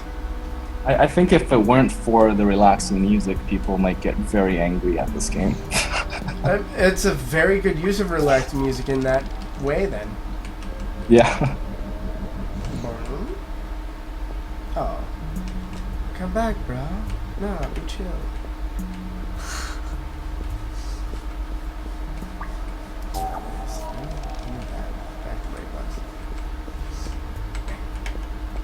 I honestly think that changing the color scheme of the game can actually potentially change the mood that you're definitely. in while playing it. Yeah, like this one, yeah. I intended it to be like when you're in the dark zone, it kind of looks like it's night vision, like you're in a Splinter Cell or Oh, something. cool. I'll give you an example of color schemes not done right. Okay. I played a 3D platformer, first-person platformer called Neon. And it's a free game, and the problem that I faced was that there's only 3 levels, but they're very difficult. And the biggest problem is that they used opposing colors. So one level was blue and yellow. Oh, okay. And then the next area was red and green. And Oh, wow. the problem that I ended up facing was that I actually got motion sickness. Yeah. My Oh. wife would have a lot to say about that. She's a designer by trade. It was actually, I have a video of me having to stop playing the game because I was about to barf. It makes you wonder why they're called complementary colors if they don't go well together. Yeah. Because they didn't want to name it barf-inducing colors because Barf nobody would simulator? want to see them. Just wanted to troll. What's that, sorry? Yeah. Just wanted to troll people. Yep. I mean, don't These get me look wrong. these it was look a fun good game. together. It was a fun game, but I was never able to go back to it. I was so I was so 13 to 5. Achievement unlocked. Sean Bean. Oh, that's for dying 20 times. Yay! nice. Also hilarious.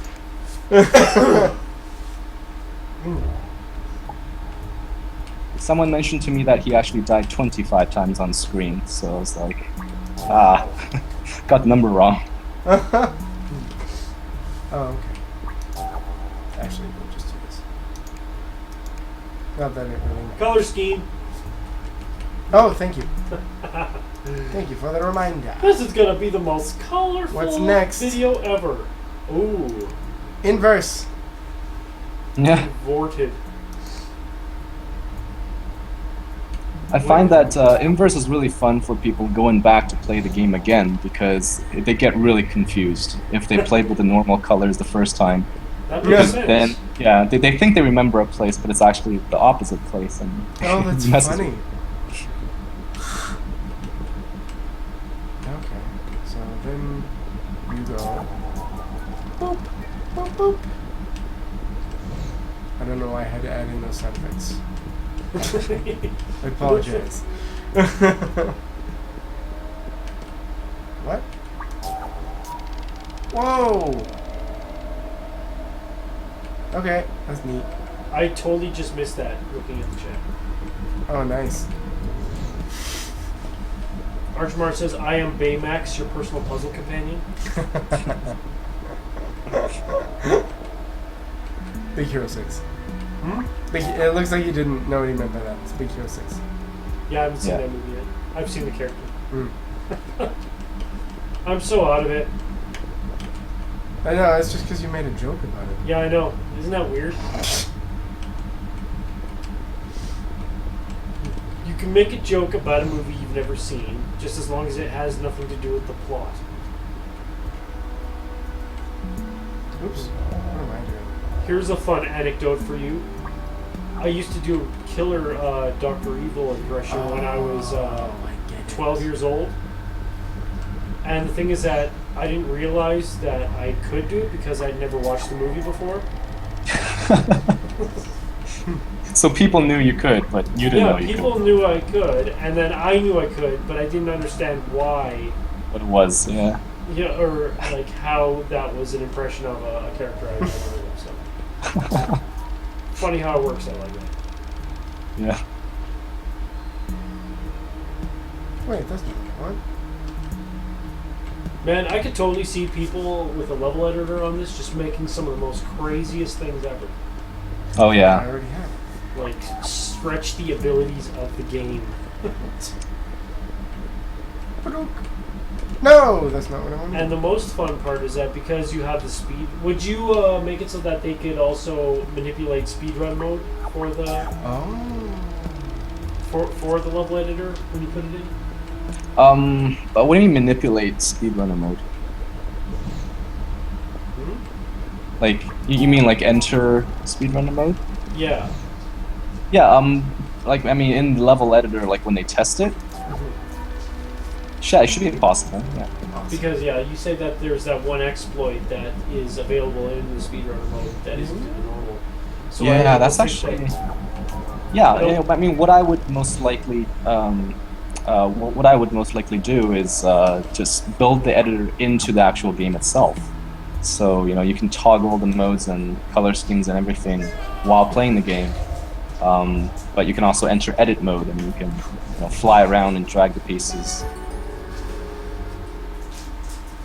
It's close. It was close. Oh, yeah. Because I could see somebody totally just like setting up a level that completely, screws with all the exploits. Yeah. There might even be a way to do this game without actually having to touch, like one of those the levels that they beat themselves. Oh. Have you ever seen those? I think they did with Super Mario World and with Right now. a couple like racing games where you can make your own tracks. Where all you have to do is Like press. Little Big Planet? Yeah, I guess so. You just press forward and the game like plays itself. You mean like it's like a cascade kind of effect? Are you talking about like in Happy Wheels? Like which? Happy Wheels does that? Where you don't Possibly. press anything? Yeah, you don't press anything and it goes through this crazy convoluted whole setup that in the end all you have to do is press like forward once and it Right. makes itself. Yeah, I mean, I could, put the player in front of like a slant, and then he'll like slide forward and onto Just a a booster. whole just a whole Yeah. bunch of accelerator pads. Yeah. Yeah. Problem is you can't press switches without interacting. Maybe I'll make like pressure plates or something.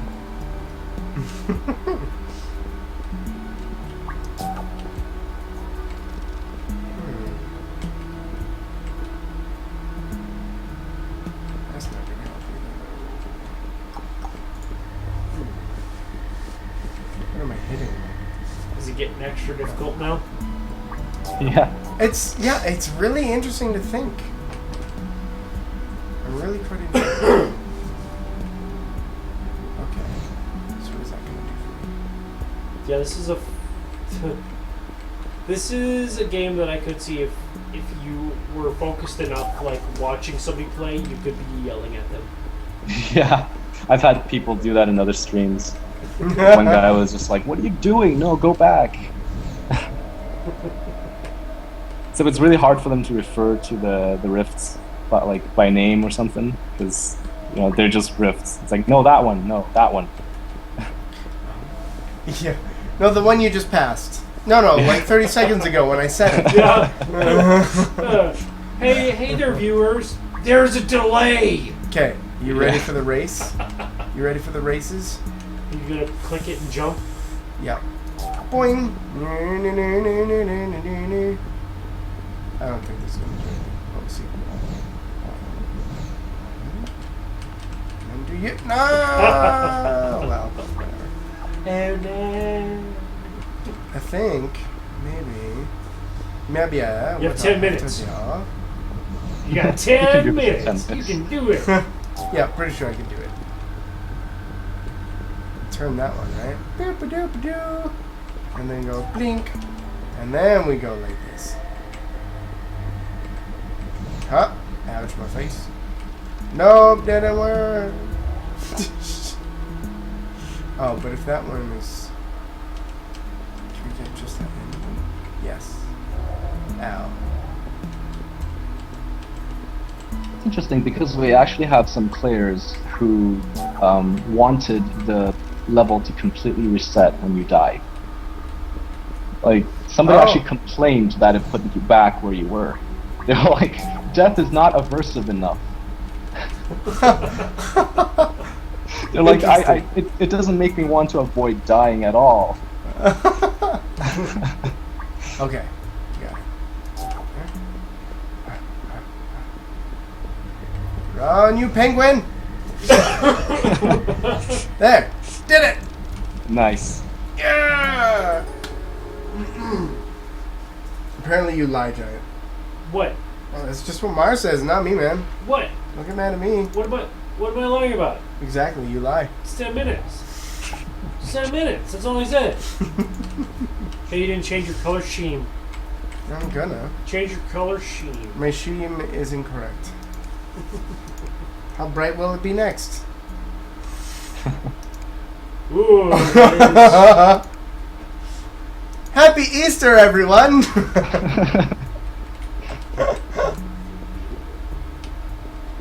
Yeah, is this white and gold or is this purple and yellow?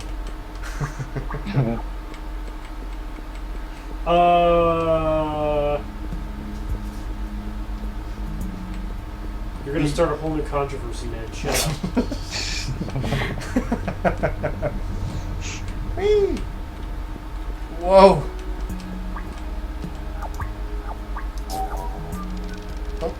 Oh, that's not gonna work for me. Oop, neither is So I'm just gonna commit suicide. Yeah, I'm done with this. Okay, so we need to spin the front. Nope. Oh, but that's not gonna work for me. Oh, maybe it is.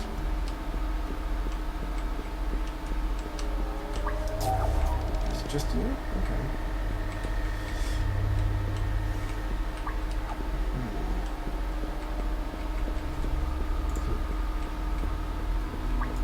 I think it's the delay he's lying about. Yep, sure. I think you're just slow, Archimar. No. You're a liar. Oh. So what if I am?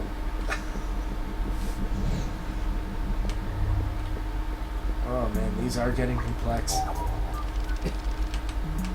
Okay. There'd be more commentary, seriously, there would, but it's hard to not, Not puzzle? yeah. Yeah. How much puzzle must happen? So much puzzle. Wow. I'm trying to wrap my head around, like, I know you guys have already talked about this earlier, but I'm still trying to wrap my head around making one of these levels. Like, Yeah. I can only assume you made it in a 3D space, like out of Play-Doh. And you're like, this is how these two interact. They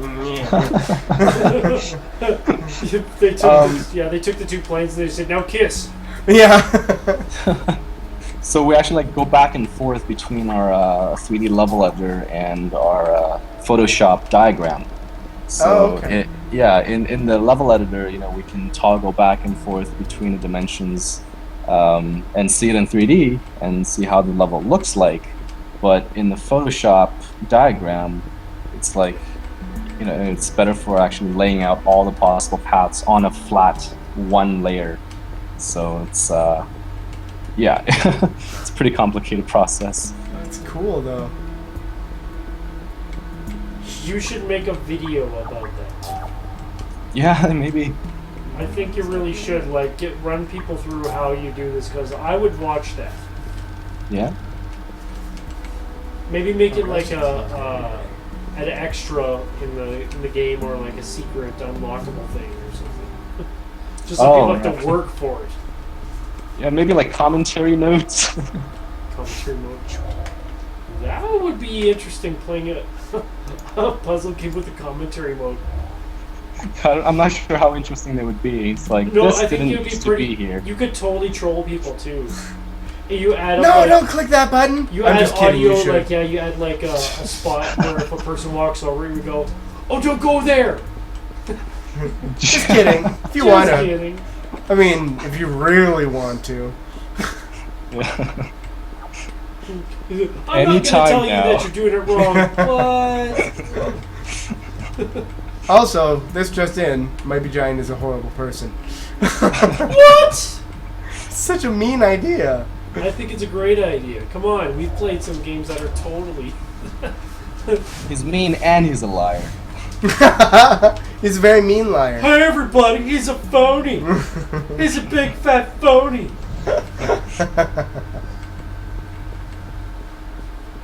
Alright, 5 minutes to do this puzzle. 5 minutes. You can do it. For I this can do one. it. See, you couldn't do it, Z. No, you could do the puzzle, but you couldn't do the mean thing. You're just like, oh, you've died 37 times in this level, but you can do it. You can do it. Don't worry about it. You got it. You got this. No, you just have to add inspirational messages every time a person dies or retries. I played Follow a game. your dreams. Yeah, exactly. I played a game called You Can't Effing Lose. And every time you die, it goes from being like motivational, or like you beat a level, it's like, you have just beat level 1, I love you. You have just beat level 2, you're the best. And then level 4 is so ridiculously hard that you're gonna die, and then it starts berating you and being really, really mean-spirited and swearing, and then the occasional like confusing quip. Is this where you get all your hate from? Mostly. Mostly. Do you know that the one line that set me towards that game was, Oh, "My walls are bleeding. Does anybody have a spoon?" oh, Yeah, exactly. What? I have no idea. That was it. That was That's what drew me to that game.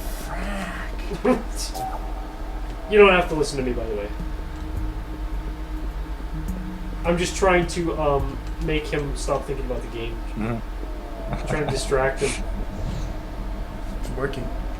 And That's why I haven't beaten this level average. yet. Oh, Average. Don't look at this. if only you would stop, I would be able to beat this See that? Don't level. look at my fingers right there. See? Don't look at my fingers right there.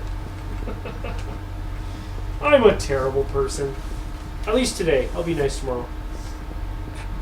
You'll be fine in a minute. Yeah. You have 3 minutes. What's the par on this one? 7. 7. Not that I checked that when I restarted the level.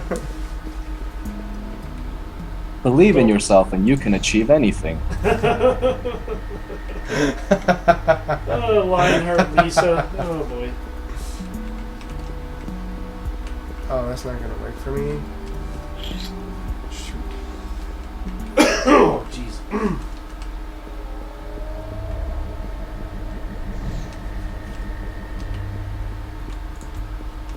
Does anybody else have anything to say to Average Gamer, or any questions about the game before it is wrapped up for the night? They're gonna make fun of me. Because aren't I don't even know what to say right now. I think we've said everything, because other than this game is awesome, people buy it right now. Buy this game for the sheer ability they? Yeah, to... we covered where, but did we cover how much the game was? Yes. $10, you Yeah. said? $10, yeah. That's right. $10. That's a steal. Like, this is a lot of content already. Yeah, exactly. Tons of content for $10. Bleh. Oh, speaking of content and file sizes, some people, like, I've had one guy download the game and he saw that it was a small download and he's like, oh, it must be a short game. Oh, really? Yeah, because it's like, I thought the small size would be a good thing because, you know, I have like very small textures because it's a black and white game. Yeah. So I'm like, it's a fast download, that's good, right? But some people are like, no, it must be a short game. Oh, jeez. Yeah. So what you need to do is you have to add Pad the game, yeah. a 500 megabyte like MP3 of just you screaming. Yep. Because why not? Yep. This is what you want, so I give it to you. You put in the game as an Easter egg. Oh god, you're just playing, you're all nice and calm, and then all of a sudden you walk over the wrong thing, all you so you're ah! Scare the crap out of you, never play it again. Yep. You got a weird, twisted mind, my friend. I've played too many games with jump scares, so you know. Also, there was one song that I used to listen to that I Oh, that's not gonna work for me. remember Devin Townsend. Way back in the day. Yeah, way back in the day. He had one song. Great song. The problem is that the first time I ever listened to it, it was like very late at night in my car, just relaxing, leaning back, and the song's playing. It's a great song. Then there's this pause of about 15 seconds, and then it's Devin Townsend screaming Oh, I remember this. at yeah, like a very hot, overly distorted scream for about 7 seconds.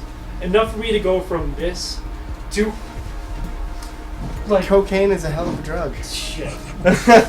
That being said, though, it's 9:01. And on that bombshell, it's 9 o'clock. So I want to thank you, Z, for being on the show and showing us Parallax, man. It was amazing. Thank you for having me. That was a lot of fun. We'd love to have you in the future with whatever projects you guys get up to, because Yeah, that was sure. that's an excellent game. And make sure to check out Parallax yourselves. It's on Steam, Humble, and Itch.io. I think I got that right. I think so. Yep. Yes. That's it. Yeah. There you go. But like I said, thank you very much for being on the show, and thank you everybody for coming to watch. We can't do this without you guys, so if you guys have games that you want to see on the show, make sure to tell us any suggestions or email us. Or Yeah, and if you know anybody who has a super wicked game that can fill a slot, then send them our way. Yeah. But until next time, I suppose that's it for us. So from everybody here at Average Giants and everybody at IGM, much love, and we'll see y'all next time. Charles. Thank you. Good night.